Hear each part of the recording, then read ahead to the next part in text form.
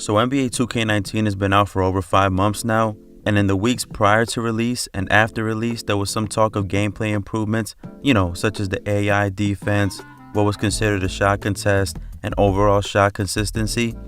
However, one of the low points was the lack of new classic teams, or better yet, the lack of improvements for some of the unfinished teams added in years prior. This can include the 04 Pistons, now the 13 Miami Heat, just to name a few.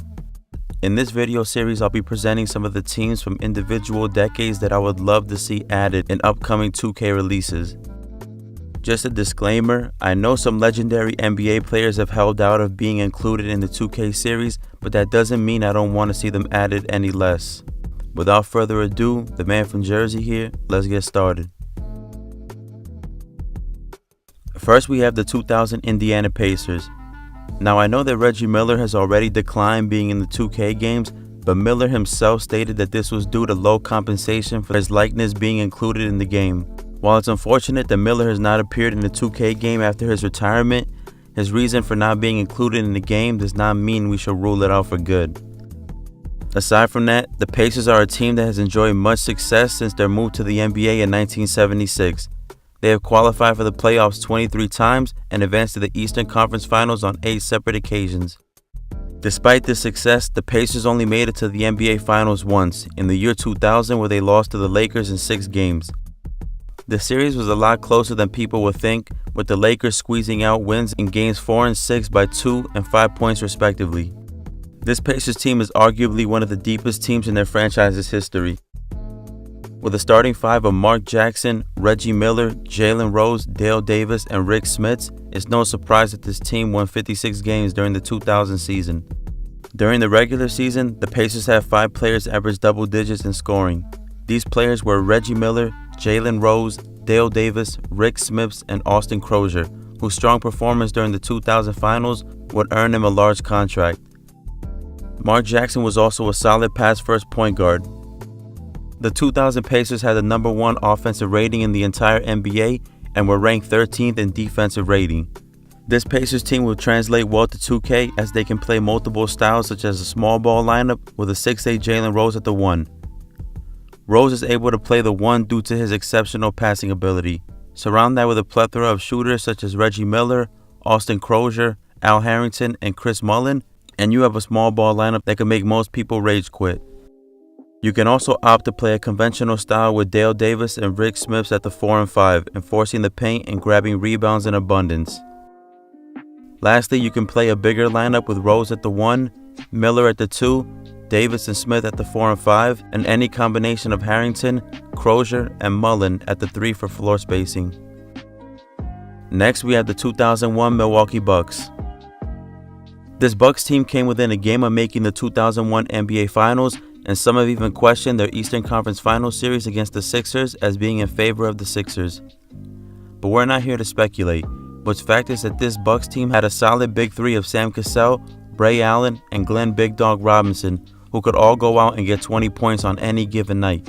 While the Bucks front court of Irvin Johnson, Joe Prisbilla, Scott Williams, and Jason Caffey is terrible, that can be combated by inserting a 6'10" Tim Thomas to play the 4 and stretch the floor. That rhymed.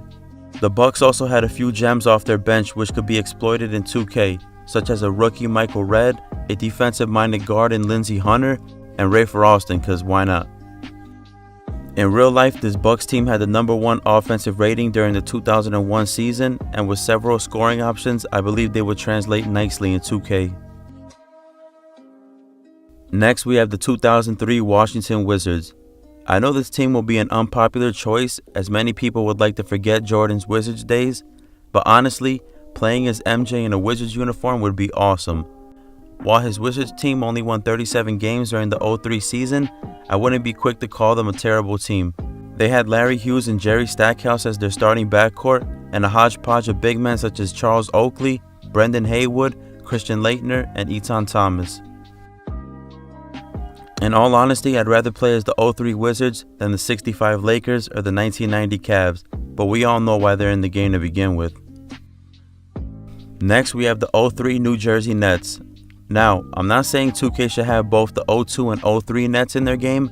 I'm saying they should have put the 03 Nets in 2K18 instead of the 2002 Nets, and here's why. To begin with, the 2002 Nets fell to the Lakers in a 4-game sweep where Shaquille O'Neal torched them for 36 points, 12 rebounds, and 2.8 blocks a game. To address their lack of interior defense, the Nets would trade Keith Van Horn and Tom McCullough to the 76ers for Dikembe Mutombo. And while this trade wasn't exactly a win for the Nets in real life, as Mutombo would only play one season for the team, in 2K this addition will make a huge impact. You would no longer be forced to play the liability Tom McCullough and could instead have a front court of Dikembe Mutombo, Kenyon Martin, and a much improved Richard Jefferson from the 2002 version. And if you fear a lack of perimeter scoring with the loss of KVH, the Nets added Rodney Rogers in that offseason, who was another stretch 3, 4, should you want to play a small ball lineup with Martin at the 5. Overall, the 03 Nets would have been a much better version than the 02 version we got in 2K18.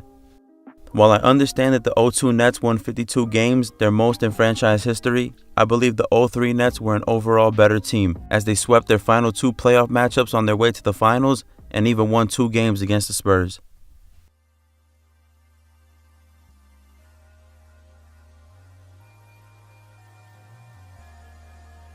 Next, we have the 04 Dallas Mavericks. Simply put, this Mavericks team is as offensively talented as the 05 Suns, the 16 Warriors, or even the 13 Heat. Now, I'm not saying they're better than those teams, but they are just as offensively gifted. During the 03-04 season, the Mavericks would acquire Antoine Walker and Antoine Jameson to pair up with their core of Steve Nash, Michael Finley, and Dirk Nowitzki. Could you imagine that small ball lineup? And while that team would be just as bad on defense as they were in real life, you could always plug in 7'6" Sean Bradley to protect the rim. This team would be able to put up points in a hurry and force some people to quit before halftime. Next, we have the 04 Indiana Pacers. The Pacers were absolutely loaded this year and even finished with the best regular season record in the NBA at 61-21. This Pacers team got it done on both ends and ranked in the top 10 in both offensive and defensive ratings. They were actually the 3rd best team as far as defensive rating goes. This team had a prime defensive player of the year candidate in Ron Artest, now known as Metta World Peace, a low post threat in Jermaine O'Neal, and a still very lethal shooter in Reggie Miller. You could bring Al Harrington off the bench or slide him at the 4 for a small ball lineup that would cause havoc.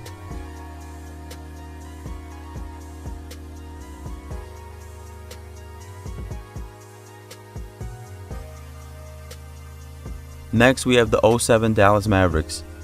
Now, I know this team catches a lot of flack for losing in the first round to the 8-seeded Warriors, but this was arguably the best Dirk was in his career.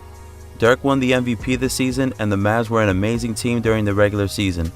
They won 67 games and were in the top 5 in both offensive and defensive ratings. They had solid rim protectors down low in Sagana Diop and Eric Dampier, who both arguably played their best ball in Dallas. You also had solid shooters in Dirk and Jason Terry, and guards who could get into the paint like Jerry Stackhouse and Devin Harris.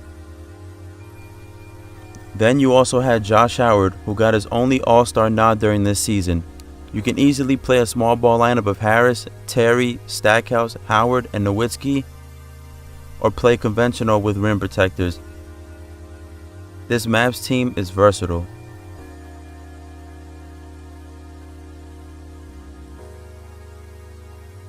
Next, we have the 09 Orlando Magic.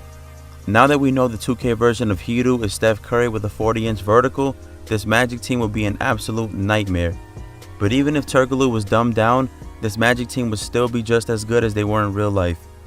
You would have an MVP caliber Dwight Howard protecting the rim and forcing double teams while having a plethora of shooters around him.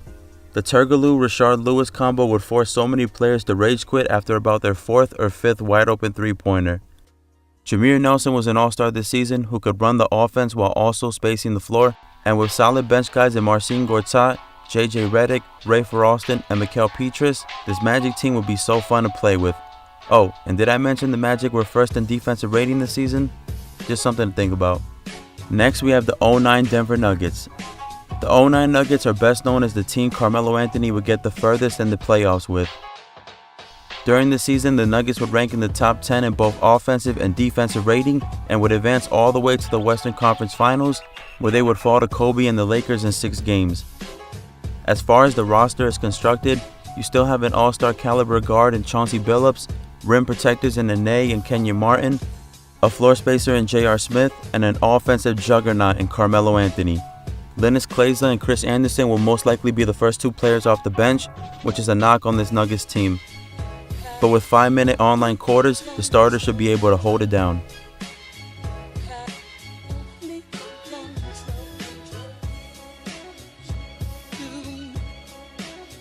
And lastly, we have the 2009 Houston Rockets. While the 2008 Rockets are included due to their 22-game win streak during that season, the 2009 Rockets are a better overall team in my opinion. This team was the 4th-ranked defensive team during the season, and they did not lack on the offensive side either. I'm serious, this team is loaded with gems that would make this team a fun squad to play with in 2K. Some names to mention are Tracy McGrady, Yao Ming, Ron Artest when he was still really good and not named Meta World Peace, Dikembe Mutombo, Shane Battier, Rafer Alston, Kyle Lowry, Luis Scola, Carl Landry, Brent Barry, and Aaron Brooks. This Rockets team could easily go 10 deep with a mix of offense and defense.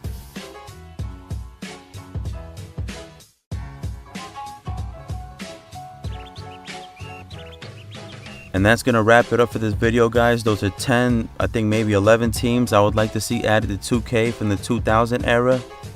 Let me know in the comment section below if you disagree or agree, or if there's any teams I might have left off the list that you think should fit. Now with that said, like, comment, subscribe, and also check out the 5230 podcast that I do with my homie King Leon. I'll leave a link in the description to our latest episode. Man from Jersey, checking out. See you on the next video. Peace.